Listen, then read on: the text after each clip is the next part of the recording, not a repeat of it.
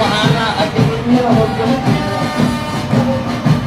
ku dhacday fikirka wanaagsan taliyaha ciidanka booliiska Soomaaliyeed. waxaynu ka dhaafnay fikirka wanaagsan taliyaha ciidanka booliiska Soomaaliyeed in la helo dhalinyarada maanta sanaanta muujinaysa ayagoo qaarkood muddo kooban ku soo baxay una dhaxlay maanta inay adiga salaamisiiyaan.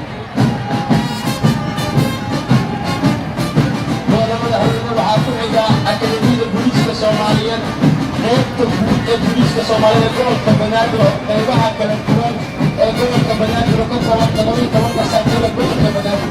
degmooyinka degmo kasta saldhigooda ayaa ku jira shacabkana waxay u siinayaan sidaas.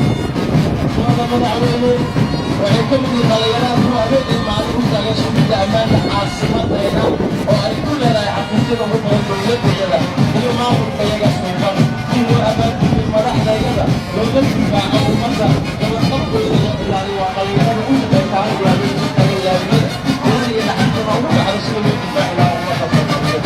madaxweyne dhalinyarada waa kuwa ka shaqeeya gudaha caafimaadka dalka guud ahaan booliiska Soomaalida salaamka ku siinaya halka qaybta midowga Banaadir hadda ay ku guuraaday tahay. sidoo kale waxaa ku xiga madaxweyne hoggaanka ilaalinta canshuuraha ama xafidaan oo dakhliga dalka. sidoo kale madaxweyne hoggaankaas wuxuu ka mid yahay hoggaanka soo xareeya dakhliga ugu badan dalka soo gala wuxuuna si toosa u wararkeeya wasaaradda maaliyadda iyo qaybaha kala duwan ee xafiisyada dakhliga. hoggaanka ilaalinta canshuuraha waa kan difaaca ilaaliya xafida hantida guud ee qaranka si ay si toos ah ugu isticmaalaan xafiisyada ku shaqada leh inay qaadaan canshuuraha. madaxweyne